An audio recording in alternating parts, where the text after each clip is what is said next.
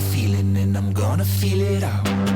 You got me shaking up and moving. Muchas gracias. Como ha dicho Miguel, mi nombre es Asunción Fernández.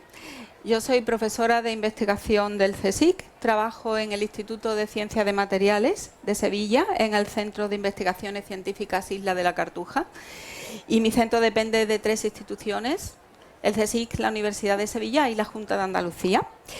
Lo primero que quiero hacer es agradecer al Centro de Profesorado, al CEP de Jerez, y a la Consejería de Educación de la Junta por la invitación, por la organización del evento, a la Fundación Descubre, al Ayuntamiento de la ciudad y a todos los colaboradores y patrocinadores, que no voy a nombrar para no dejarme ninguno, por ese apoyo tan importante que hacen a través de estos eventos a la ciencia, de eventos de divulgación, que creo que son fundamentales.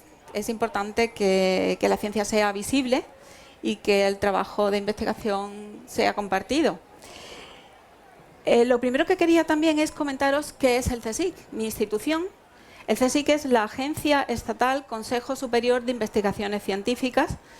Es la mayor institución pública dedicada a la investigación en España y la tercera de Europa. Nuestras instituciones equivalentes serían la Max Planck Society, la Sociedad Max Planck en Alemania, o el Centro Nacional de la Investigación Científica, el CNRS en Francia. Y el objetivo del CSIC es fundamentalmente desarrollar y promover investigación en beneficio del progreso científico y tecnológico. Esa es nuestra misión. Abarca todas las áreas del conocimiento y está siempre abierto el CSIC a la colaboración a nivel nacional e internacional. Es una institución abierta. Para que tengáis una idea, el CSIC en Andalucía cuenta con 23 centros e institutos, de los cuales 12 son de titularidad mixta, con las universidades o con la Junta, y 11 son propios, son 11 centros del CSIC. Además cuenta con 2 infraestructuras científicas y tecnológicas singulares, ICTS, y un centro de divulgación, el Museo Casa de la Ciencia, que está adscrito a la delegación del CSIC en Andalucía. Y nada más para que os hagáis una idea, en Sevilla, en la ciudad de Sevilla, los centros del CSIC que están ubicados allí movilizan unas 1.947 personas de personal científico, técnico y de administración directamente CSIC, más un personal adicional a través de los centros mixtos en colaboración con otras instituciones. Por ejemplo, a nivel de Andalucía, en el año 2016, el CSIC ha publicado 2.485 artículos indexados en revistas de prestigio y, por ejemplo, se han leído 489 tesis doctorales en el año 2016 hechas en centros del CSIC en Andalucía, para que conozcáis un poquito más de mi institución, el CSIC. De lo que vamos a hablar hoy es de un problema de una preocupación que tenemos actualmente y de la que todos hemos oído hablar en estos días. El incremento es los problemas asociados a las fuentes de energía y a los combustibles fósiles. Eso es un problema que hoy está constantemente en la prensa y todos seguro hemos oído hablar del problema del agotamiento del petróleo, de qué pasa con el CO2. Y eso es lo que yo quiero debatir hoy con vosotros y vamos a intentar ver qué cosas se han hecho, se están haciendo, se podrían llegar a hacer a nivel de investigación. La población del mundo, la población mundial, en el último siglo, ha crecido en un factor de 6, es decir, crecemos enormemente. Cada vez somos más seres humanos en el planeta. El incremento de la demanda de energía asociada a este incremento de la población es de un factor 24. Es decir, somos 6 veces más seres humanos, pero consumimos 24 veces más energía, lo cual es normal si pensamos que todas las sociedades de los terceros países o países menos desarrollados lo que aspiran es a vivir de la misma manera, al mismo nivel en que vivimos en los países más desarrollados, con lo cual el consumo energético es brutal. Nosotros consumimos grandes cantidades de energía para mantener el estatus de vida que tenemos. Esto nos hace que tengamos un consumo muy grande y con un crecimiento muy exponencial, muy grande, en el tiempo, en los últimos años. A partir de la revolución industrial empezamos a consumir combustibles a gran escala. Y esto nos da dos problemas que todos hemos oído hablar. Por un lado, al quemar más y más combustibles fósiles, tenemos mayores emisiones de CO2, lo cual produce el efecto invernadero que va asociado a los fenómenos de cambio climático y del aumento de la temperatura, que todos hemos oído hablar, ¿no? Todos estamos concienciados en el problema de las emisiones de CO2. Al mismo tiempo, independientemente del problema del cambio o no cambio climático, hay otro hecho real, que es que los combustibles se nos agotan, y se nos agotan a gran velocidad porque con nuestra demanda energética es brutal. Y no creo yo que vayamos a dejar de aspirar a vivir con ahorro energético. Aquí todo el mundo queremos vivir, todas las sociedades quieren vivir al mismo nivel. Vamos a hacer una cosa, vamos a compactar en 24 horas la evolución de la vida en la Tierra, en nuestro planeta. Vamos a compactarlo en 24 horas y veremos cosas que nos van a parecer sorprendentes.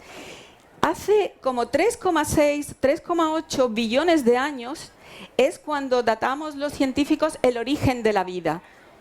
Vamos a concentrar toda esa historia desde el origen de la vida hasta el día de hoy en 24 horas. Vamos a poner una cámara rápida, vamos a ver qué ha pasado, pero lo vamos a imaginar en 24 horas para que nos lo imaginemos. De 3,6 a 3,8 billones de años datamos el origen de la vida. Aparecen las primeras moléculas relacionadas con la vida. Eso sería la medianoche. A las 12 del mediodía, 12 horas después, aparecen los primeros fósiles que hemos sido capaces de encontrar. Son fósiles raros, hay muy pocos fósiles. A las 12 del mediodía de esa cámara rápida, que estamos haciendo. A los 570 millones de años, en nuestra cámara rápida serían las 4:30 de la tarde, de esas 24 horas de ese día, los fósiles empiezan a ser más abundantes. Encontramos muchos fósiles. A partir de hace 400 millones de años, las plantas invaden la Tierra. Esto estaríamos entre las 6:30 y las 8 de la tarde. Los insectos y los anfibios aparecen a los 370 millones de años. Llegamos así a las 10 de la noche de esas 24 horas y estamos a 225 millones de años de ahora y aparecen los reptiles. Y los mamíferos a las 11 de la noche, 65 millones de años. La vida humana la empezamos a datar unos 2 segundos antes de la medianoche.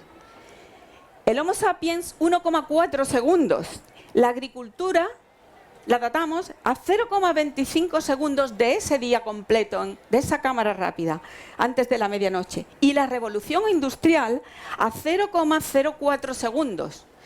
Fijaros que desde que aparecen las plantas hace 400 o 300 millones de años, que son unas 4 o 5 horas o 6 horas antes de esa cámara rápida que hemos hecho, desde ese momento empezamos a crear geológicamente los materiales que hoy utilizamos como combustibles fósiles. Es decir, que nuestras fuentes actuales, el petróleo, el carbón, han necesitado esos 400 o 300 millones de años desde que las plantas invadieron la Tierra, y esa cantidad de fósiles y de vida ha creado geológicamente unos combustibles fósiles que estamos gastando en fracciones de segundo, en décimas de segundo, en esa cámara rápida que hemos hecho de 24 horas. Eso es la razón por la que hemos detectado la anomalía que consiste en que a partir de la revolución industrial las emisiones de CO2 crecen enormemente porque estamos consumiendo en un espacio temporal muy corto aquello que tardamos millones y millones de años en crear. Y nos da una anomalía porque sube la cantidad de CO2 y se nos descontrola de alguna manera la temperatura del planeta, porque estamos cambiando el sistema en un espacio temporal muy pequeño. Eso es el problema, ¿no? Esa es la anomalía, la rapidez con la que estamos consumiendo esos recursos, ¿vale? ¿Y qué ocurre con la demanda energética mundial? Pues, ¿qué nos pasa? Pues que nuestro modelo energético mundial, hasta hace relativamente poco, estaba basado fuertemente en los combustibles fósiles. Aquí tenéis lo que sacamos de la biomasa, lo verde, luego tenemos lo que sacamos del carbón, lo que sacamos del petróleo, lo que sacamos del gas natural, ¿veis? Todos estos es de donde estamos sacando una gran cantidad de la energía que necesitamos, son combustibles fósiles. Y energía hidráulica, que es una energía renovable muy buena un poquito, la fisión nuclear, obviamente, las plantas de energía nuclear y renovables. Este es el esquema que teníamos hasta hace relativamente poco. Este modelo energético mundial que yo os he puesto, aquí está puesto en forma de tarta, pero son las mismas ideas, son los mismos datos. ¿Veis? Petróleo, gas natural, carbón, la nuclear, la biomasa, la energía hidráulica. Es un modelo que además, esta tarta que yo os he puesto aquí, incluye el transporte, incluye lo que es la automoción, el transporte marítimo y la aviación.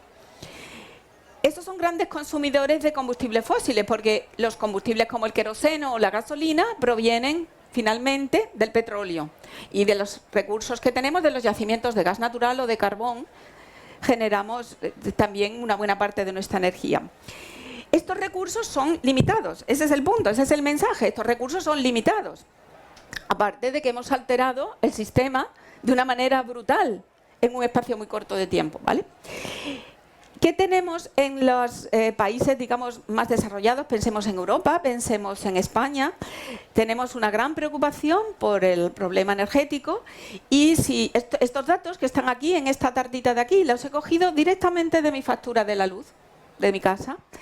Y estos datos nos dicen la mezcla de producción del sistema eléctrico español en el año 2016. ¿Veis? En el modelo europeo y en el modelo español nos movemos hacia un mayor uso de las energías renovables. A eso queremos ir. Entonces tenemos renovables que incluyen hidráulica, fotovoltaica, eólica, biomasa. Y seguimos consumiendo combustibles, carbón en las plantas de cogeneración, seguimos consumiendo gas natural y tenemos la componente de energía nuclear. Este modelo, esta mezcla de producción del sistema eléctrico español está un poco, digamos, desfasado frente a los datos que os he dado a nivel mundial, porque aquí está desagregado las necesidades del transporte. En la factura de la luz no está contabilizado el consumo energético que gastamos para automoción, y ahí eso consume también combustibles fósiles, porque al final del petróleo es de donde estamos sacando toda nuestra gasolina, queroseno y muchos productos. En resumen, las fuentes de energía de las que disponemos son básicamente la energía solar, que es una reacción de fusión nuclear, que nosotros la hacemos en nuestras plantas nucleares. Nosotros no la hacemos, perdón. Nosotros quisiéramos hacer la fusión nuclear en plantas nucleares de fusión que pudieran ser no contaminantes, que es diferente de la fisión. De momento tenemos energía solar que se basa en la fusión nuclear. Pero no es algo que controlemos en una planta, es algo que algún día podremos controlar en una planta, pero todavía no. Y la energía solar es la madre de todas las energías, la madre principal, porque ha creado los fósiles y a través de la biogénesis ha hecho el carbón, el petróleo y el gas natural. Y a tiempo más real, a través de la biogénesis, crea la biomasa, que es una escala de tiempo más corta que la que tenemos en los combustibles fósiles. Estamos distinguiendo entre combustible fósil, mucho tiempo para crearlo, la biomasa, menos tiempo para crearlo. Y luego la energía del sol también calienta el planeta y es el origen de otras energías, de como el calor, el viento, las olas, la lluvia, las corrientes, es decir, todas las energías que están relacionadas con el clima, como el viento, o las olas o el calor, al final provienen de alguna manera de la energía solar. La corteza terrestre es otra fuente de energía en nuestro planeta, porque los fósiles, pero esta vez minerales, no los combustibles fósiles, sino los fósiles minerales que geológicamente se han creado en los yacimientos, contienen minerales de uranio y de torio que nos dan la fisión nuclear y también digamos, la corteza terrestre es una fuente de nuestra energía a través de los fósiles minerales, no los fósiles biológicos. El calor geotérmico es otra fuente de energía y finalmente tenemos el movimiento del planeta, la gravedad, que da lugar a las mareas, que también es otra fuente de energía. En el contexto de un mayor uso de las energías renovables, la hidráulica, la fotovoltaica, la eólica, la termosolar, realmente tenemos dos problemas, dos retos importantes. Queremos usar más renovables. Para usar más renovables tenemos que resolver dos problemas, o por lo menos son dos problemas importantes a los que nosotros nos dedicamos en investigación un poco parcialmente en nuestro instituto, ¿no? Por un lado, el almacenamiento y el transporte de la energía. Ese es uno de los retos principales de la aplicación de las renovables, porque la energía solar es esencialmente intermitente. De noche no tenemos sol de día. Luego tenemos que buscar maneras de almacenar y transportar la energía. Y eso es fundamental porque nosotros podemos volcar a la red eléctrica, ya sabéis que las renovables se pueden volcar a la red eléctrica el exceso de energía que generamos durante el día, pero la red eléctrica no puede absorber toda la energía que le vayamos dando, se colapsaría. Necesitamos encontrar vectores de transporte y almacenamiento de energía. Y por otro lado tenemos otro reto que es resolver las necesidades específicas del transporte, de la dependencia tan grande que tenemos de gasolinas, queroseno, porque tenemos que hacer funcionar coches, barcos y aviones. Entonces, realmente hay un campo de investigación donde se hace ciencia, que es el campo que se dedica a ver cómo podemos almacenar energía, hacer lo que llamamos los vectores de almacenamiento y transporte de energía. Obviamente tenemos los vectores clásicos, que son los combustibles fósiles, lo que ya hemos dicho, pero tienen un problema, lo hemos dicho ya, que necesitamos mucho tiempo para que ese vector se cree, luego no es factible. Luego tenemos otro vector de transporte y almacenamiento, que es la biomasa, los biocombustibles, que se generan ya en un espacio temporal más asequible. Nosotros podemos coger el exceso de energía renovable a través de las plantas, a través de la agricultura y generar biocombustibles. Ya lo tenemos almacenado, ya lo podemos usar. Y ahí hay una competencia entre qué necesitamos dedicar a agricultura para la alimentación y cuánto podemos consumir para hacer biocombustibles. Luego tenemos otra fuente del sol, de la energía solar, que es los concentradores solares. Las fuentes, el camino sería, vamos a concentrar mucho la energía del sol, vamos a hacer hornos solares, son las grandes plantas de concentración solar, donde podemos concentrar todo ese calor y nos buscamos medios, buscamos materiales que nos permiten coger ese calor y almacenar la energía.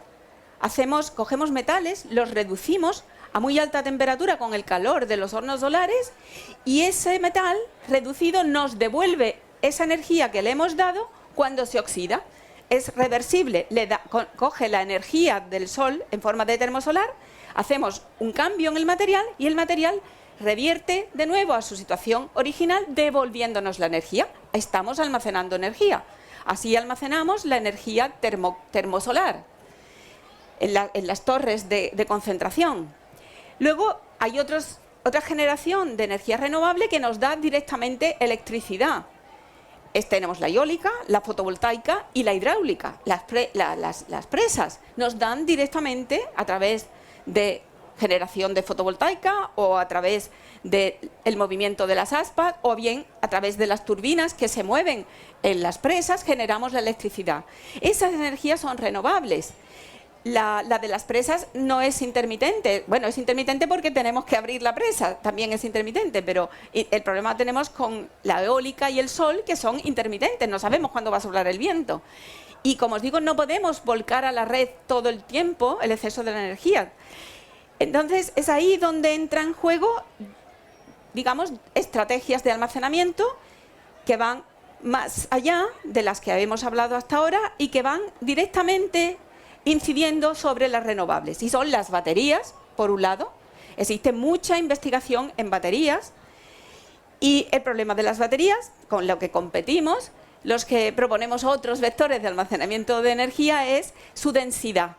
Fijaros que aquí tenemos 13 kilovatios hora por kilogramo en los combustibles fósiles. Una batería hace 1 kWh por kilogramo. Son muy pesadas, las baterías son pesadas y también son contaminantes, suelen contener plomo y otros elementos. Algunas funcionan con litio, que es un elemento relativamente escaso. Nosotros, en nuestro grupo de investigación, y muchos investigadores en el mundo, trabajamos en un vector de almacenamiento de energía que sería el hidrógeno. También habréis oído hablar de la posibilidad de que tengamos una economía basada en el hidrógeno en lugar de en la gasolina o en el carbón. El hidrógeno es capaz de almacenar 39 kWh por kilo. Luego es potente, es competitivo, tiene mayor densidad de energía incluso que los combustibles fósiles o que los biocombustibles. ¿Cuál es el problema? El hidrógeno lo podríamos obtener a partir de energías renovables, con energías renovables a partir del agua. Entonces estamos haciendo un ciclo ideal. Es el famoso ciclo del hidrógeno. Es un ciclo que todos habéis oído hablar. Vamos a hacer que el hidrógeno sea no es nuestra fuente de energía, que a veces hablamos del hidrógeno como fuente de energía, no. El hidrógeno sería el vector de transporte y almacenamiento de la energía que tendría que ser renovable. El hidrógeno en sí mismo no es una fuente de energía. Lo es el viento, lo es el sol, lo es la fotovoltaica, lo es la hidráulica. Pero el ciclo del hidrógeno es muy interesante porque nosotros podemos coger el exceso de esa energía eléctrica que vamos a volcar a la red, hacer la electrolisis del agua y generaríamos hidrógeno y oxígeno. Y ese hidrógeno lo tenemos que almacenar. Ahora veremos que ese es un gran reto. Y luego lo sacamos del almacén donde lo hemos guardado y el hidrógeno lo vamos a quemar para que nos dé de nuevo energía. Lo podemos quemar en un motor de combustión o lo podemos quemar usando lo que se llama una pila de combustible. ¿Vale? Pero es el ciclo del hidrógeno como vector de transporte y almacenamiento de energía. El hidrógeno, como hemos dicho, tiene mayor densidad energética. Se puede producir a partir de energías renovables. Es no contaminante, no tóxico, genera agua como producto. Se puede quemar directamente, como os decía, en el motor de combustión y se puede aplicar a una pila de combustible, dándonos siempre como producto de reacción el agua. La pila de combustible, vosotros olvidaros de este dibujo que puede ser muy complicado, la pila de combustible es un sistema muy curioso en que vamos a quemar el hidrógeno para que nos devuelva la energía, pero en vez de devolvernos calor, como cuando lo quemamos, cuando hacemos un motor de combustión, nos va a devolver energía eléctrica directamente. Esa es la gran idea de la pila de combustible. Los combustibles fósiles actuales nos dan de alguna manera calor, porque quemamos. En el motor del coche quemamos la gasolina. El hidrógeno lo podemos quemar y podemos hacer coches con un motor de combustión de hidrógeno. Pero la tecnología de la pila de combustible nos quema el hidrógeno de una manera controlada electroquímicamente y nos da directamente energía eléctrica. ¿Vale? Y eso, pues, es interesante. ¿Cuál es el gran problema en el hidrógeno? La capacidad de almacenamiento. ¿Cómo almacenamos el hidrógeno? El hidrógeno es un gas. Luego ocupa mucho volumen. La gasolina es un líquido, ocupa menos volumen. Fijaros que el hidrógeno, para que nos sea útil en un coche, tenemos que comprimirlo a alta presión. Y tenemos que fabricar tanques de hidrógeno a alta presión, a 200 bares, a 700 bares. Tenemos que ponerlo líquido, hacer que el hidrógeno sea líquido. Existen tanques de hidrógeno líquido a muy baja temperatura. Y hay otra idea que es introducir ese hidrógeno en un sólido, que forme parte de la red de un sólido y condensarlo. Ese es un tema de investigación al que nosotros nos dedicamos. Nosotros trabajamos en almacenamiento de hidrógeno en sólidos y líquidos. Y vamos a atrapar el hidrógeno en sólidos y líquidos y buscamos nuevos métodos de forma que este almacenamiento pueda hacerse de una manera reversible, que podamos cargar y descargar el tanque de almacenamiento. Tenemos nuestras ventajas. El almacenamiento en sólidos y en líquidos tiene menos problemas de seguridad que los tanques de hidrógeno a alta presión, porque claro, es lo mismo llevar en el coche un tanque a 700 bares de presión que llevar un sólido menos peligroso. Pero por otro lado hay retos que es conseguir mejorar las cinéticas de carga-descarga. Nosotros queremos ser más rápidos que las baterías. El hidrógeno, la apuesta del hidrógeno es que tú puedas llegar a la estación de servicio hidrogenera y cargues tu coche de hidrógeno como si lo cargaras de gasolina, mientras que en el coche eléctrico tienes que esperar a que la batería se cargue, y normalmente lo cargas por la noche. Y la autonomía, tenemos que conseguir mucha autonomía. Para ello, esto no me echéis mucha cuenta, nosotros lo que tenemos que conseguir es una alta densidad gravimétrica y volumétrica, es decir, en el mismo volumen poder meter, y con el mismo peso, poder meter mucho hidrógeno en masa y en el mismo volumen. Eso es nuestro reto, ser capaces de meter mucho hidrógeno en el menor volumen posible y pesándolo menos. Claro, los hidruros, en los que nosotros investigamos, tienen el problema de que además del peso del hidrógeno, que es muy ligero, metemos el peso de aquella parte del sólido, del metal que lo contiene. Por eso los hidruros que se trabajan en investigación son hidruros ligeros, de elementos muy ligeros. Y yo os voy a enseñar, simplemente para que veáis, un dispositivo que hemos hecho nosotros en el laboratorio. Es una disolución del borohidruro de sodio, que son elementos muy ligeros. El boro, el hidrógeno, el sodio son de los más ligeros de la tabla periódica. Es una disolución de borohidruro de sodio que, con un catalizador especial que nosotros hemos desarrollado en el laboratorio, basado en cobalto, en un metal no muy noble, para que no sea caro, es capaz de descomponer, por la reacción de hidrólisis, el borohidruro y nos genera hidrógeno. Y lo que veis aquí es que esta disolución se bombea con una bomba de líquido, entra a nuestro reactor y empieza a generar hidrógeno. ¿Veis la cantidad de burbujas? Esto es hidrógeno puro, libre de CO, que se genera, por aquí salen los restos de la reacción y por aquí hay un tanque separado, y por este tubito el hidrógeno que estamos generando va a nuestra pila de combustible. Fijaros que lo que podemos hacer es como si fuera el acelerador de coche. Nosotros pisamos el acelerador de aquí, de abajo arriba, y vamos metiendo cada vez más cantidad de esa solución. Más fuel, le meto más fuel o le meto menos fuel. Le meto más fuel, saco más hidrógeno. Le meto menos fuel, saco menos hidrógeno. ¿Y qué hago? Consigo más o menos potencia en mi pila de combustible. Le doy más hidrógeno a la pila de combustible, le doy menos. Y veis que la respuesta es muy rápida. La idea del trabajo es desarrollar un sistema que responda muy rápidamente a los cambios. ¿Veis? Responde de manera inmediata a los cambios en nuestro acelerador. Eso es algo en lo que nosotros investigamos. Ahora, ya si salimos de nuestro laboratorio, ¿qué tenemos a nivel mundial en la tecnología del almacenamiento del hidrógeno? Pues es la competencia, la famosa competencia entre el coche eléctrico o el coche de hidrógeno, ¿no? Siempre ahí está, ¿no?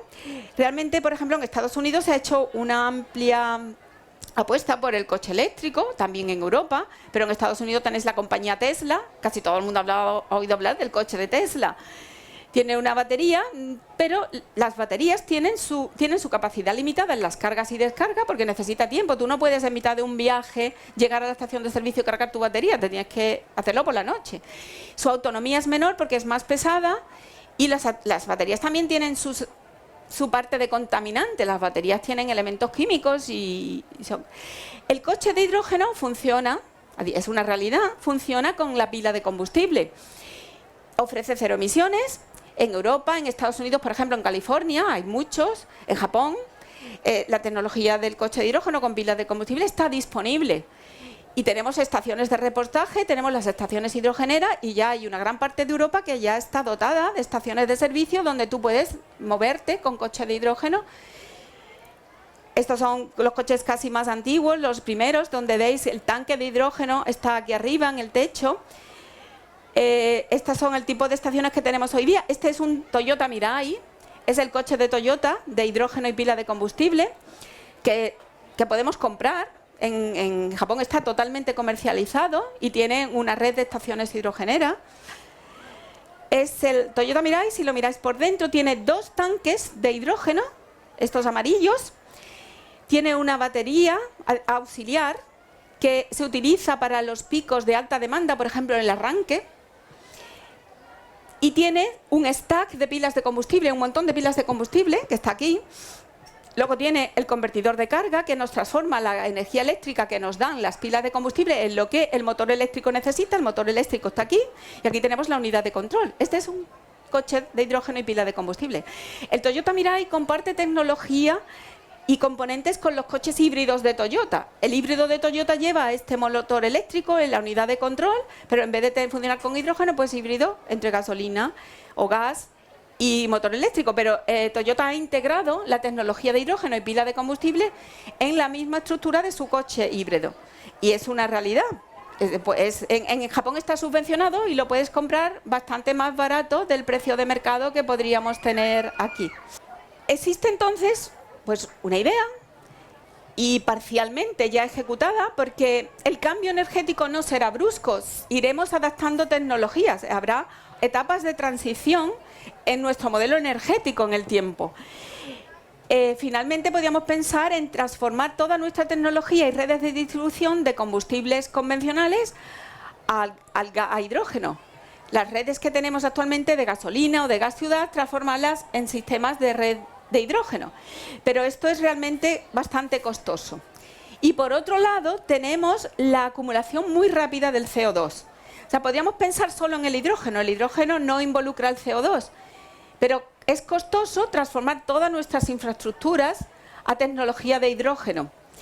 De forma que últimamente se está pensando en investigación en que el CO2 no tiene por qué ser el malo de la película, sino que si somos capaces de combinar el ciclo del hidrógeno con el ciclo del CO2, tal y como lo hacen las plantas, tendríamos un sistema junto en el que combinaríamos el ciclo del hidrógeno y el ciclo del CO2 para un futuro energético más sostenible. Y hablamos hoy día de los líquidos orgánicos como portadores de hidrógeno. A partir del agua y del CO2, a partir del agua por electrolisis y renovables haríamos nuestro hidrógeno, pero ese hidrógeno en vez de usarlo directamente lo combinaríamos como en el CO2 para hacer lo que hacen las plantas y generar líquidos orgánicos que almacenan hidrógeno, pero al mismo tiempo hacen captura de CO2. Y tendríamos combustibles que podemos usar o bien directamente en pilas de combustible o bien quemarlos en los motores y volveríamos a liberar el CO2 y el hidrógeno. Veis que tenemos hoy día los dos conceptos. Tenemos una economía libre de carbón, totalmente libre de carbón, que estaría basada exclusivamente en el hidrógeno, y una economía neutra en carbón, que estaría basada en que gastamos tanto CO2 como producimos, y sería neutro en carbón. Y esa es otra alternativa, no seguir acumulando CO2 en la atmósfera, pero hacer neutro en carbón. Estas son nuevas ideas en las que trabajamos en investigación, que es el ciclo del ácido fórmico. El hidrógeno más CO2 para dar ácido fórmico, descomponer el ácido fórmico que nos daría CO2 e hidrógeno. Estas son alternativas. El ácido fórmico tiene una alta capacidad volumétrica, veis que está aquí, está por encima, es superior a la capacidad volumétrica del coche del Toyota Mirai o del coche de BMW. Casi todas las empresas tienen un coche de hidrógeno y pila de combustible. Eso se nombra el Toyota Mirai porque es el que está más comercializado, pero BMW tiene el suyo. Veis que el ácido fórmico estaría por encima.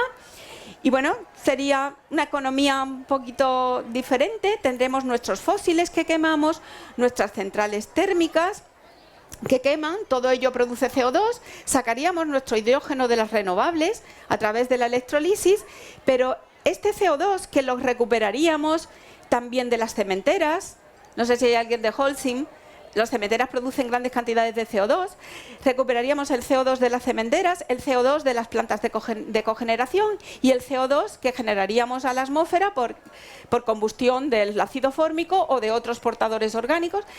Ese CO2 se concentraría con el hidrógeno y haríamos la hidrogenación del dióxido de carbono. CO2 más hidrógeno, CO2 más agua, porque al fin y al cabo el hidrógeno viene del agua, para darnos nuevos combustibles, en este caso el ácido fórmico. El ácido fórmico es un líquido que viajaría en sus camiones cisterna hacia las estaciones de servicio, donde podríamos usarlo directamente en coches que funcionen con ácido fórmico. Hay pilas de combustible que pueden funcionar directamente con ácido fórmico, o se generaría su descomposición in situ, como os enseñaba yo con nuestras soluciones de boro hidruro, sacaríamos el hidrógeno in situ y tendríamos una economía cerrada basada en el ciclo. Este es otro ejemplo de un proyecto europeo H2020 en que se haría un reactor solar termoquímico que es capaz de concentrar la energía del sol, coger el agua y el CO2 para darnos finalmente hidrógeno y CO. Es capaz de sacar del hidrógeno y del CO2 hidrógeno y CO, utilizando energía solar concentrada. Es un concentrador de estos solares y entonces vamos a generar una gran cantidad de calor y podemos hacer la reducción del agua y del CO2 a hidrógeno y CO.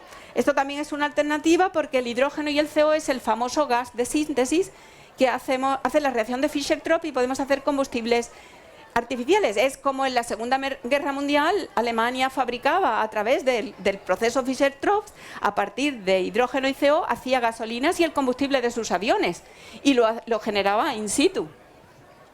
Entonces, este es el mensaje, ¿no? Hay más ejemplos que incluyen también los procesos fotocatalísticos y la fotosíntesis artificial en este... Pero ya no me voy a entender mal. Espero haberos transmitido el mensaje de que nuestro cambio energético va ocurriendo, pero no puede ser un cambio brusco, porque además no tendríamos económicamente la capacidad de cambiarlo de un día a otro. Tendremos que irlo cambiando de manera paulatina.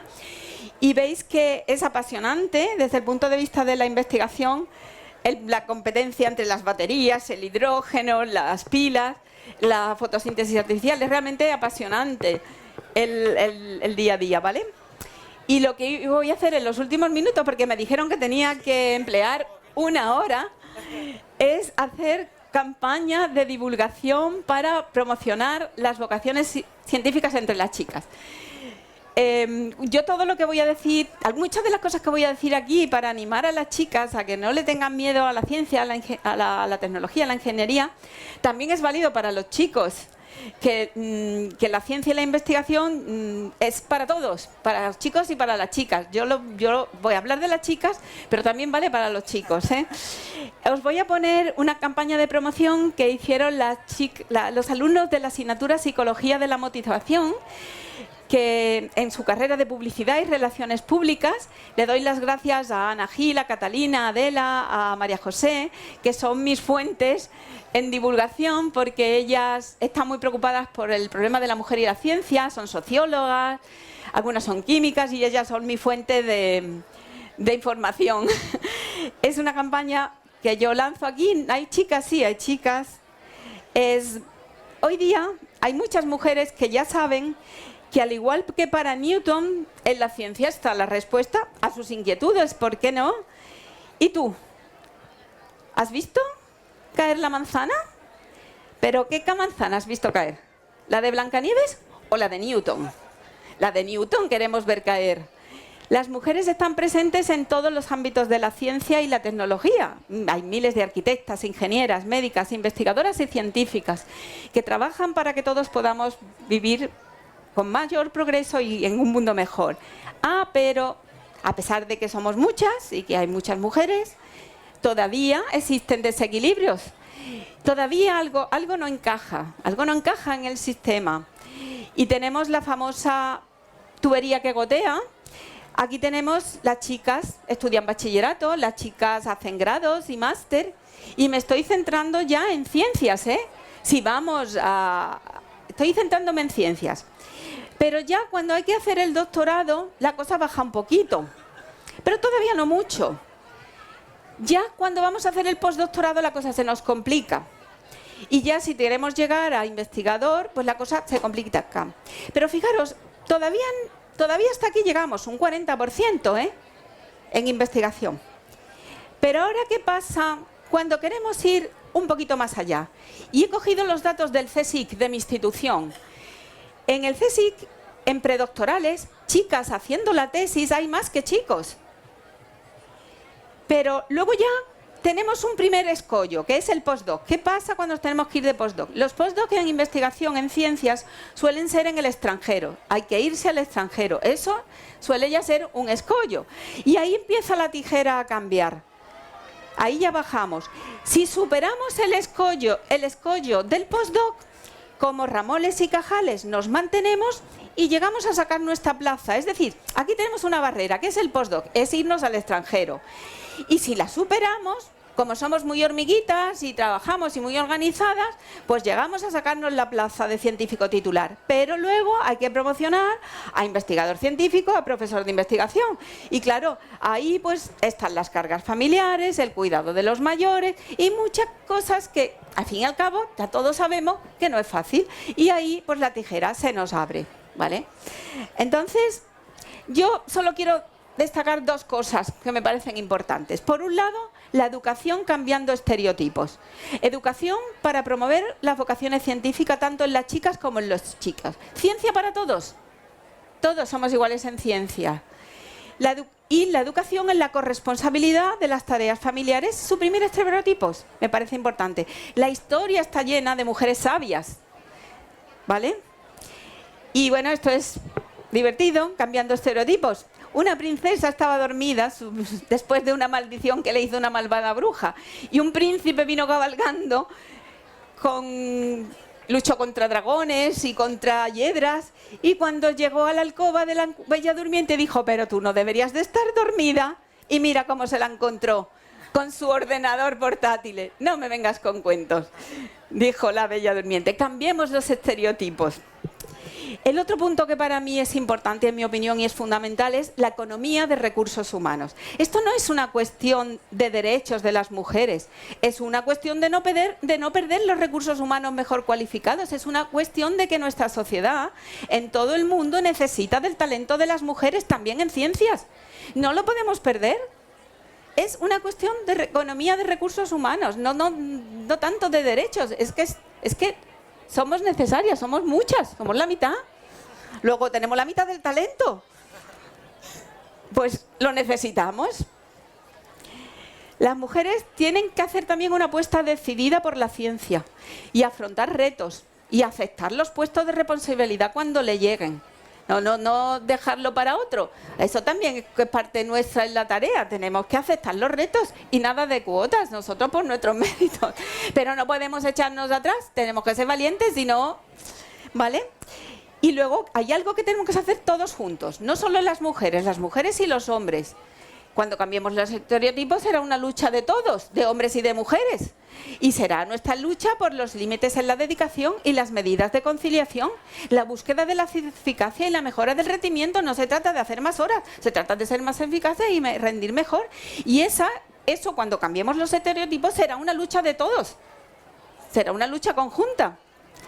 ¿Vale? Mi receta de hoy. ¿Hidrógeno frente al CO2? No. Mejor juntos para un futuro energético sostenible. ¿Sumemos talento? ¿Hombres frente a mujeres? No, mejor juntos. No podemos perder el talento de las mujeres. Vamos juntos a buscar la eficiencia, el rendimiento, y vamos a luchar por el límite de los horarios y las medidas de conciliación.